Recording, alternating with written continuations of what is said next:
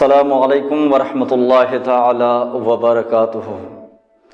الحمدللہ رب العالمین والصلاة والسلام علی سید المرسلین، اما بعد فاعوذ باللہ من الشیطان الرجیم، بسم اللہ الرحمن الرحیم۔ ان اللہ وملائکتہ یصلون علی النبی یا ایہا الذین آمنوا صلوا علیہ وسلموا تسلیما۔ صدق اللہ مولانا العظیم، صلی اللہ علی محمد صلی اللہ علیہ وسلم۔ سامعین ناظرین، آپ دیکھ رہے ہیں ہفتہ وار اصلاحی پروگرام، میں آپ کے ساتھ محمد احمد رضا ثقافی۔ آج کی گفتگو کا عنوان اذان و اقامت سے قبل درود شریف پڑھنے کا حکم اور اس کا طریقہ۔ اللہ تعالیٰ ارشاد فرماتا ہے، بے شک اللہ اور اس کے فرشتے نبی پر درود و سلام بھیجتے ہیں، اے مومنو تم بھی نبی پر خوب خوب درود و سلام بھیجو۔ نیز درود پاک کی فضیلت پر بے شمار احادیث کریمہ موجود ہے۔ بہت سارے محدثین نے کتب حدیث میں درود پاک کے فضائل پر ایک مستقل باب باندھا ہے۔ درود شریف پوری زندگی میں ایک مرتبہ پڑھنا فرض ہے اور ہر مجلس ذکر میں ایک مرتبہ پڑھنا واجب۔ خواہ نبی کا نام زبان سے لے یا کسی اور سے سنے، اور ہر مجلس میں جتنی مرتبہ نبی کریم صلی اللہ علیہ وسلم کا نام لے یا سنے اتنی مرتبہ درود شریف پڑھنا یہ مستحب ہے۔ علامہ شامی علیہ رحمت و رضوان تحریر فرماتے ہیں، سنۃ فی الصلاۃ و مستحبۃ فی کل اوقات الامکان۔ درود شریف نماز میں پڑھنا سنت ہے اور ہر ممکن اوقات میں پڑھنا یہ مستحب ہے۔ اور درود شریف ہی ایک ایسا عمل ہے جو کبھی رد نہیں ہوتا، اللہ تعالی کی بارگاہ میں قبول ہو جاتا ہے۔ باقی دیگر عبادتیں جن کے تعلق سے ہم یقین کے ساتھ یہ نہیں کہہ سکتے کہ یہ قبول ہے یا نہیں ہے، مگر درود شریف ایک ایسا عمل ہے جو رب کی بارگاہ میں رد نہیں ہوتا، قبول ہو جاتا ہے۔ اب بات رہی اذان و اقامت سے قبل درود شریف پڑھنا کیسا، تو جواباً عرض یہ ہے کہ اذان و اقامت سے قبل درود شریف پڑھنا جائز، مستحب اور باعث ثواب ہے۔ اللہ رب العزت کا فرمانی عالی شان، ان اللہ وملائکتہ یصلون علی النبی یا ایھا الذین آمنوا صلوا علیہ وسلموا تسلیما، یہ بطور دلیل ہمارے لیے کافی ہے۔ اب اگر کوئی اسے بدعت کہتا ہے تو بدعت سے مراد اگر بدعت حسنہ ہے تو ٹھیک ہے، اگر بدعت سے مراد اس کی بدعت سیئہ ہے، بدعت سیئہ جو کہ گمراہی ہے، تو یقیناً وہ اس کا یہ کہنا غلط ہے، ہٹ دھرمی ہے، بلا دلیل ہے، بلا ثبوت ہے، اور اس کی یہ من گڑھت بات ہے۔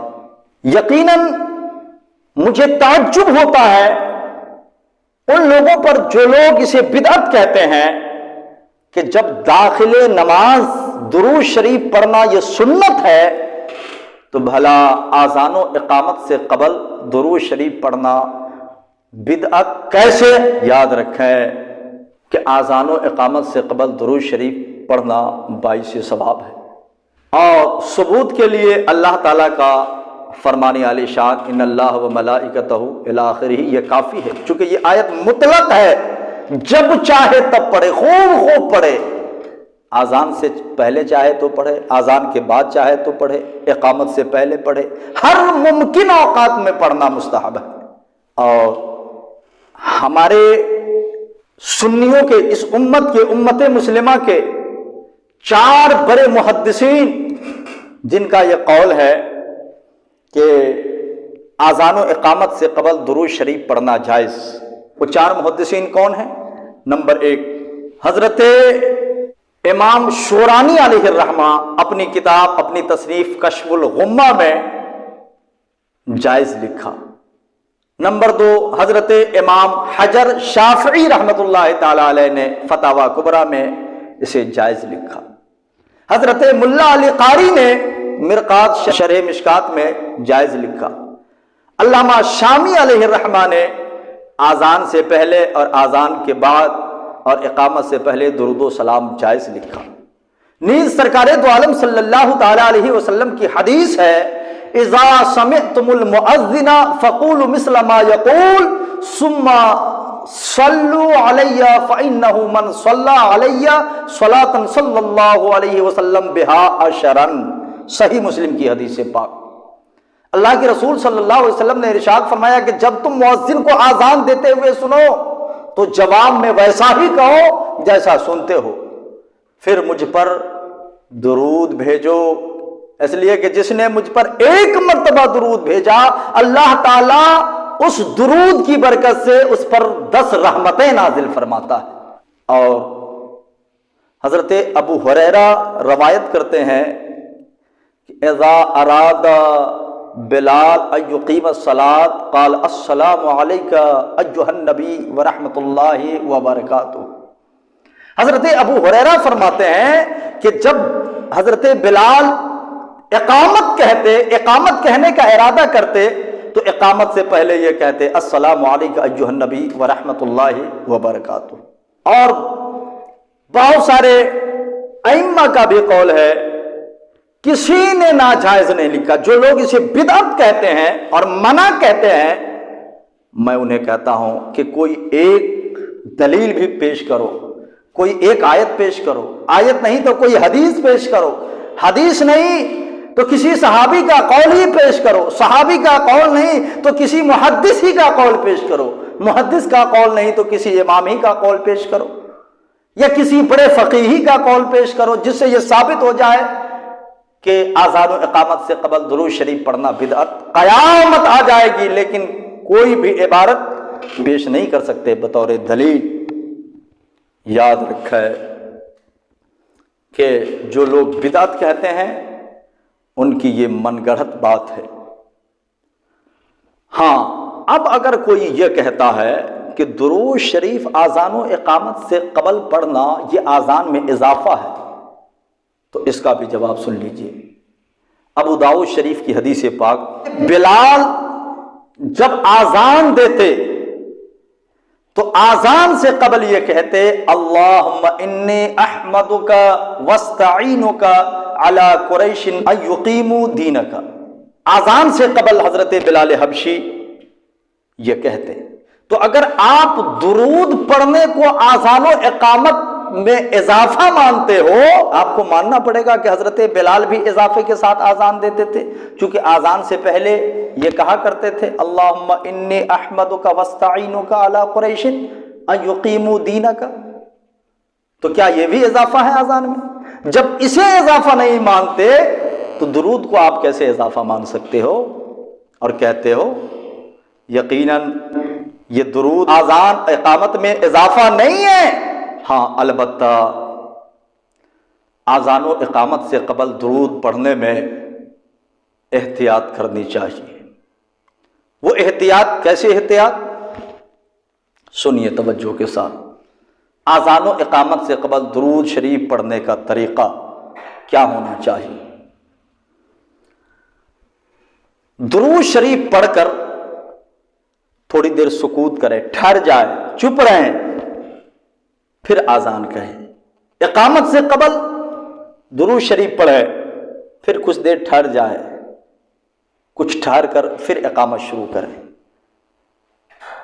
یا تو آپ یہ کریں، ایسا نہیں کر سکتے تو کم سے کم اتنا ضرور کریں کہ آذان اور اقامت سے قبل جو درود شریف پڑھتے ہیں تو آذان و اقامت کی آواز سے درود شریف کی آواز کو پست رکھیں آپ، تاکہ یہ فرق پیدا ہو جائے کہ وہ درود ہے، یہ آذان ہے، وہ درود ہے، یہ اقامت ہے۔ یا تو فصل کریں دونوں کے درمیان یا آواز کو پست کریں۔ آئیے دیکھیے اعلیٰ حضرت امام احمد رضا خان فاضل بریلوی نے کیا تحریر فرمایا ہے فتاوی رضویہ شریف میں۔ درود شریف قبل اقامت پڑھنے میں حرج نہیں، مگر اقامت سے فصل چاہیے، یا درود شریف کی آواز اقامت سے ایسی جدا ہو کہ امتیاز رہے اور عوام کو درود شریف جزو اقامت معلوم نہ ہو۔ فتاوی رضویہ شریف اعلیٰ حضرت نے بھی یہی دو طریقہ بتایا ہے، یا تو فصل کریں یا آواز درود شریف کی آواز کو پست رکھیں اذان و اقامت کی آواز سے۔ جی ہاں، یہ طریقہ ہے درود شریف پڑھنے کا اذان و اقامت سے قبل۔ پتہ یہ چلا اذان و اقامت سے قبل درود شریف پڑھنا جائز ہے، مستحب ہے، باعث ثواب ہے، لیکن طریقہ ہمارا یہ ہونا چاہیے کہ آواز کو پست رکھے درود شریف کی آواز کو، یا جب اذان دے تو اس وقت بھی درود اور اذان میں فصل کریں، یا اقامت کا ہے اور اس وقت جب درود پڑھے تو اس وقت بھی درود شریف اور اقامت کے درمیان فصل کریں، پھر کوئی مضائقہ نہیں ہے۔ اللہ تعالیٰ کی بارگاہ میں دعا کرتا ہوں مولا تعالیٰ ہم کو آپ کو سارے مومنین کو تا دم حیات دین متین پر قائم دائم رہنے کی توفیق رفیق عطا فرمائے، حق بولنے حق سمجھنے کی توفیق عطا فرمائے۔ وما توفیقی الا باللہ۔ السلام علیکم ورحمۃ اللہ تعالی وبرکاتہ۔